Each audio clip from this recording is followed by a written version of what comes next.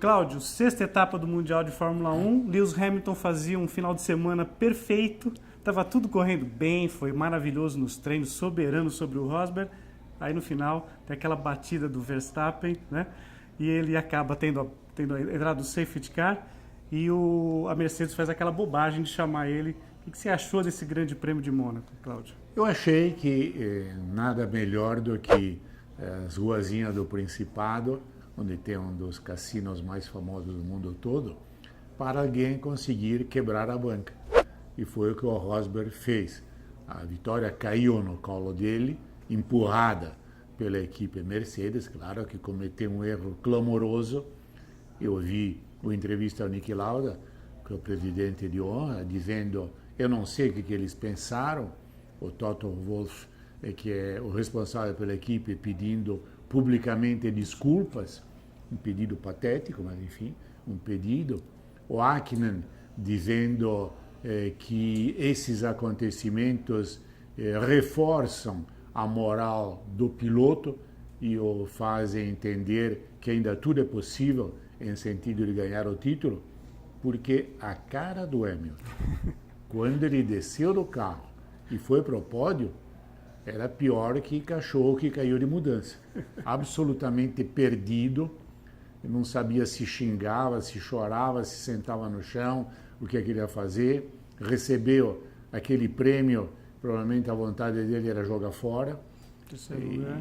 Então, realmente é uma corrida absolutamente monótona, quase até o fim, aquele trenzinho. Eu tinha escrito no meu site que se não ocorresse nada, a ordem de chegada já estava definida, Hamilton, Rosberg, Vettel. Foi a tua aposta, aliás, naquela nossa brincadeira antes do outro Notas do Katsug. Que era o lógico, mas dizia no último parágrafo que, porém, às vezes acontecem surpresas, como aquela do Senna que ganhava disparado, né? E bate no guarda-reio. Ou então do Patrese, que fica sem gasolina na última volta, mas si mesmo ganha porque os outros estavam mais atrás. Então, em Mônaco, tudo pode acontecer. E dessa vez aconteceu. Claro, isso dá mais interesse ao campeonato. 10 pontos de diferença. 10 pontos a diferença. Mostra que pode haver uma luta entre os dois. Mas eu continuo jogando meu dólar furado no Hamilton como campeão. Ele é melhor que o Rosberg. Isso ficou claro. O Rosberg não conseguia chegar, não acompanhava. Na hora que ele fazia uma volta mais rápida, o rádio informava o Hamilton chegava lá e baixava mais 2, 3 décimos, como para dizer: ó, garoto, não adianta você querer chegar porque eu sou melhor. E efetivamente é melhor. Final de semana para o Williams esquecer, fora dos pontos com o Bottas e com o Massa, que teve um problema logo no começo, né? Foi tocado, acabou tendo que ir para os boxes trocar pneu, né? Para esquecer, mas de qualquer forma já se podia pensar que o fato da Williams ser um carro veloz, tanto que mesmo aí o top de velocidade era deles, não daria a possibilidade de um bom rendimento, porque o que vale, sobretudo, é a aderência mecânica e o equilíbrio geral do carro, coisa que a Williams não tem no mesmo nível dos demais. Mas eu acho que provavelmente, já que falamos da Williams, já o próximo Grande Prêmio do Canadá, a Williams pode voltar a aspirar a alguma coisa mais. As longas retas ali, né? Ajuda um pouquinho. Ainda vão ajudar. Quem deve estar feliz também é a Renault, que finalmente viu a Red Bull conseguindo quarto e quinto lugares. E quem está aborrecido é o Raikkonen, que pagou pelo fato de não ter conseguido largar à frente das duas Red Bull e não conseguiu passá-las na pista. Ficou encaixotado ali atrás. Ficou encaixotado e não pôde fazer mais nada. Quer dizer, me parece que esse Grande Prêmio desenha uma série de coisas para o futuro. Desenha uma luta acirrada entre Hamilton e Rosberg. Claramente, Hamilton está em crédito com a equipe e com a sorte. Se isso virar contra o Rosberg num próximo Grande Prêmio, a diferença entre ambos vai aumentar enormemente. Mostrou mais uma vez que a Ferrari é a segunda força, que na Ferrari Vettel é melhor que Raikkonen. Pode-se até hipotizar que ao final do ano, ao continuar assim, o contrato do Raikkonen não vai ser ratificado, não vai ser renovado. Você que é um homem bem informado com as coisas de Maranello, apostaria no Bottas para o ano que vem na Ferrari? É uma coisa que se comenta muito. Comenta-se bastante no Bottas, mas às vezes o Bottas também faz algum erro, como ele fez na classificação. Então, já ontem, fim de tarde, tinha gente lá em Maranello dizendo, bom, mas olha, talvez esse Bottas não seja tão bom, não seja tudo aquilo que vocês acham. Vamos esperar mais um pouco, vamos guardar isso talvez para mais tarde, ver os garotos que estão surgindo, o Marcello, por exemplo. Então, eu acho que se fosse numa bolsa, as ações do Bottas tinham caído um pouco junto ao caso do Raikkonen. Tá certo. Bom, em contrapartida, se o final de semana não foi bom para o Felipe Massa, para o Felipe Nasser foi legal. Nono lugar, fez uma corrida boa, né, com a Sauber, né? Uma corrida dentro daquilo que a Sauber lhe oferecia. A Sauber tinha um pouco o mesmo problema da Williams, veloz, mas não tão bem equilibrada. E é interessante marcar que numa temporada de estreia, primeira vez que você corre com a Fórmula 1 em Mônaco. E uma coisa é você correr de Fórmula 3, outra coisa, uma coisa de Fórmula 1. Naquelas ruazinhas em que você anda normalmente de carro a 50 por hora, já parece que você está numa boa velocidade. Imagina com a Fórmula 1. Ele conseguiu receber a bandeirada e marcar pontos, e o Grande Prêmio foram 6 até agora. Não pode se esquecer que em 3 desses 6 ele marcou pontos. Então, uma primeira temporada muito auspiciosa para esse garoto, que eu acho que tem um bom futuro na Fórmula 1. Legal. Cláudio, a McLaren, Honda, finalmente marcou seus primeiros pontinhos. Não foi com o Alonso, foi com o Button. Era de se esperar alguma coisa melhor em Mônaco, não era tão exigente o motor, né? Na verdade, esse é um ano, no mínimo, não digo de inferno, mas no mínimo de purgatório para a McLaren.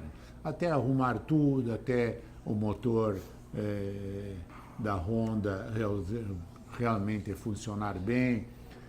Pode acontecer um outro caso assim, num grande prêmio em que tudo dê certo, que eles marquem mais pontos, tal, mas esse não é um ano para ter qualquer ilusão.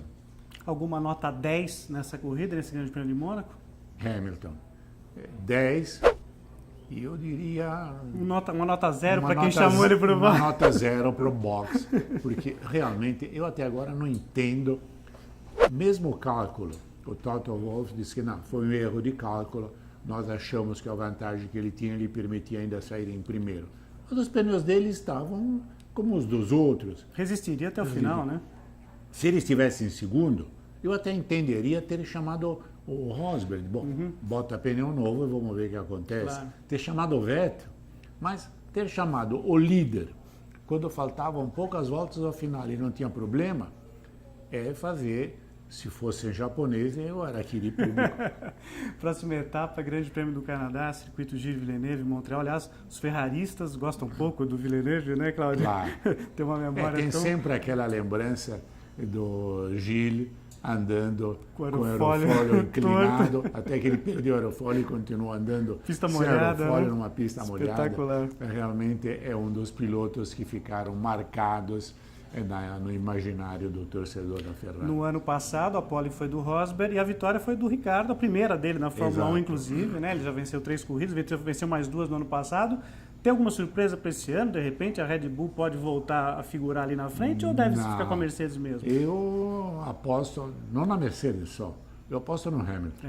Acho que essa vez dificilmente alguém tira dele. Aquele trenzinho de novo, Hamilton, Rosberg e Vettel, o pódio teu? É o normal, é o normal, mas lá você vê que você tem no mínimo uma curva em que você passa isso. De vez em quando bate curva mesmo dos campeões, né? Schumacher bateu, outros bateram. Então acho que esse pódio eventualmente poderia mudar. Não pro Hamilton, mas acho que entre Rosberg e Vettel, um dos dois pode ficar pelo caminho. Pode ficar pelo caminho. E aí, dependendo de como for o ânimo dele, eu acho mais o Rosberg. Legal. Bom, final de semana a gente também teve uma das provas mais importantes do calendário do automobilismo, foi as 500 milhas de Indianápolis. E depois de 15 anos, o Juan Pablo Montoya, que teve até uma passagem muito legal pela Fórmula 1, né, Cláudio? Não prosperou muito tempo na Fórmula 1, mas teve boas passagens ali pela Williams, pela McLaren, voltou a vencer. Bacana, né, ver um piloto com 39 anos, já tinha saído da Indy, voltou ano passado e voltando a ganhar em Indianápolis, né? E deve-se também levar em consideração que na Indy, às vezes, a cronologia da idade não faz prova. Você vê que às vezes você vê vencedores, um Indianápolis e outros circuitos, de idade já mais avançada. Então, os 39 anos do Montoya não surpreende. Tanto, né? Mas é simpático que ele tenha conseguido, 15 anos depois, ganhar. Isso dá um novo interesse à própria categoria, essa possibilidade de repente, alguém que estava meio esquecido, aparecer, levantar a taça e dizer, olha, eu estou aqui ainda. Vou colocar minha carinha no troféu. Né? Ainda não fui aposentado, ainda posso ganhar uma corrida. E nada melhor que ganhar uma corrida tão importante como as 500 milhas. As 500 milhas são aquelas corridas que marcam toda a história do automobilismo, como marca, por exemplo, as 24 horas de Le Mans. Claro. Então, e o próprio Grande Prêmio de Monaco. Então, são aquelas coisas que realmente, para quem vence, representam um marco inolvidável. É só perguntar para o Emerson. É verdade, né? Ganhou 2 vezes lá. E falando nos brasileiros, o Elinho acabou chegando em 7º, não teve um carro muito competitivo. O Tony vinha numa boa prova, Exato. Acabou fazendo um último pit stop, fez uma mudança ali no aerofólio, ele acabou errando, confessou o erro. Tinha chance, inclusive, de brigar pela vitória, ele já ganhou lá há 2 anos atrás. E o Montoya, só para a gente fechar em Indianápolis, né, um belo duelo ali no final com o Will Power, né, companheiro de equipe dele na Penske. Aliás, a Penske em Indianápolis, né, Penske e Ganassi dominam ali o setor, não tem jeito, né? São equipes muito fortes, tem uma estrutura muito boa. Ganassi, né? São 2 equipes que, na minha opinião, ficam um degrau acima dos demais dentro do panorama do automobilismo americano.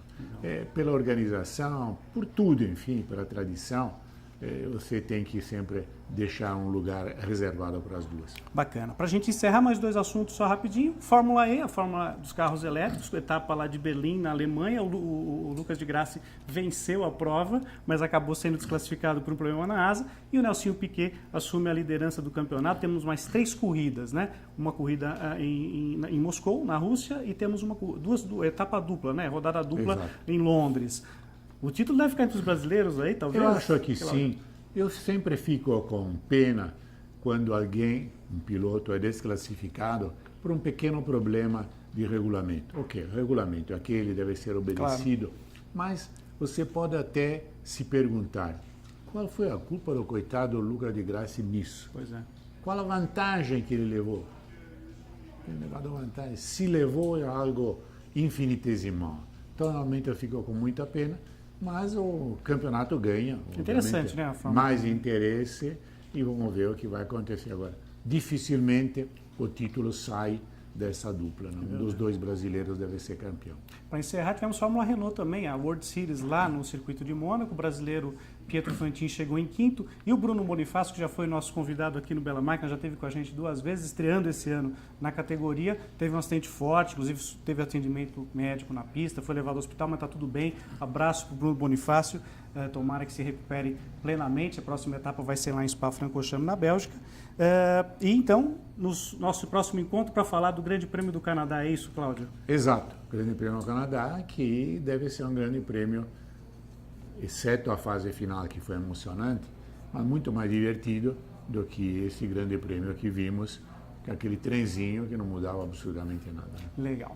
Então é isso aí. Com o apoio do Renault Fluence, o Notas do Karsug volta exatamente para falar do Grande Prêmio do Canadá de Fórmula 1. Até lá.